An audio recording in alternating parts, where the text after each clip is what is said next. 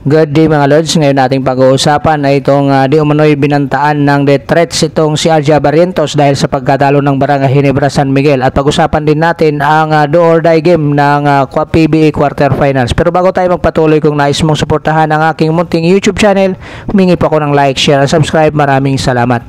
Ito nga mga Lods, nakatanggap nga ng tinatawag na death threats itong si Arja Barrientos matapos ngang matalo ang Barangay Ginebra San Miguel. At itong si Arja Barrientos ang may hawak ng huling bulang mga Lods, kung saan ay hindi nga niya na ipasok yung kanyang tira para sana pang overtime. Kaya itong si Arja Barrientos ay nakatanggap ng tinatawag na death threats sa isang netizens nga mga Lods, na ayon dito sa balita ay malaki yung pusta sa dito sa Barangay Ginebra San Miguel.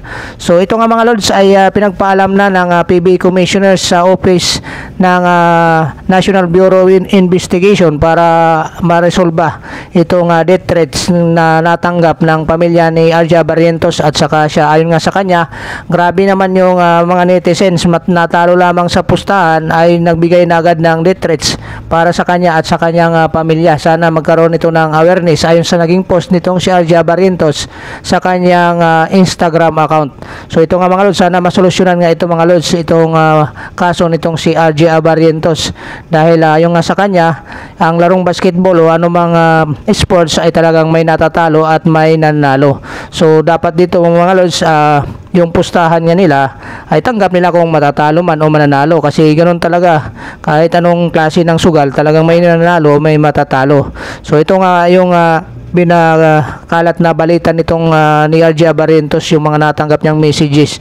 Kaya dito nga mga Lods, pinag-alam na ito ng PBA Commissioner na si Willie Marshall sa NBI para matulungan na maprotektahan yung pamilya nitong si Arja Barrientos regarding dito sa reklamo ng death threats.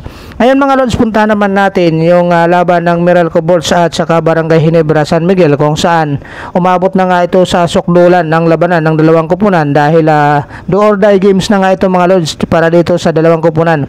So matibay na nga mga Lods itong para makaharap nga nila ang Northport Batang Pier sa semifinals ng PBA Commissioner's Cup.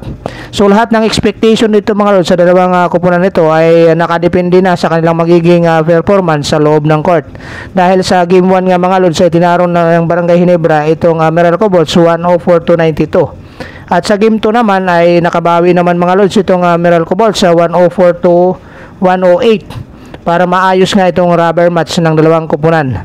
So ito ay matatawag mga Lods na highly charged at highly emotional na laban ng kanilang series na umabot na nga sa game 3. So at isa pa dito mga Lods, ito na nga yung issue ng death threat tungkol dito kaya Arja Barrientos, at yung mga coach ay parehas din nabigyan ng technical foul sa laban na ito mga Lods. Kaya itong si Coach Tim at saka itong si Coach Ninad Busevich ay nabigyan ng technical foul sa laban na ito.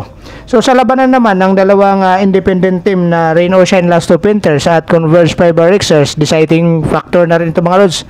Win or go home din ang dalawang koponan, kaya excited din ang mga fans nito mga Lods, dahil umabot na rin sa game 3 ang PBA quarterfinals ng dalawang independent team na ito.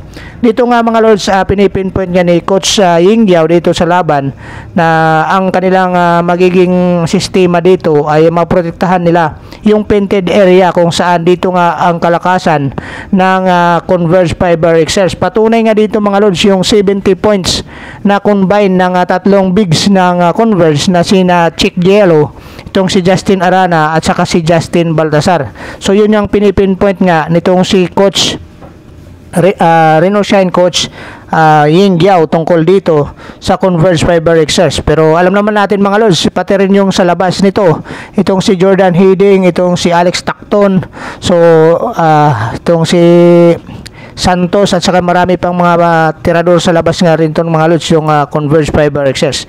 At para naman dito mga Lods sa Rain or Shine, yung pinipoint naman dito ni Coach Franco Atienza ay yung assist naman nitong Rain or Shine Stupinters na kailangan nga nilang maprotektahan din dahil ayon nga kay Coach Franco Atienza, hindi kakayanin ng nag-iisa itong Rain or Shine Stupinters, lalong-lalo na itong si Adrian Nocom na kumawada nga ng 28 points sa game 2. At isa pa dito mga lods, itong import ng Rain or Shine Stupinters na hindi na nga na-fall out sa game 2, kaya dito masasabi natin deciding factor din sa panalo ng Rain or Shine Stupinters itong si Dion Thompson na kung saan umiscore din ito ng double-double dito sa game 2. Kaya antabayanan natin mga lods yung magiging resulta ng laban ito para ma-arrange na yung PBE Commissioner's Cup Semifinals dahil nag-aantay na dito mga lods itong TNT Tropang Giga at Northport Batang Pier sa kanilang makakalaban.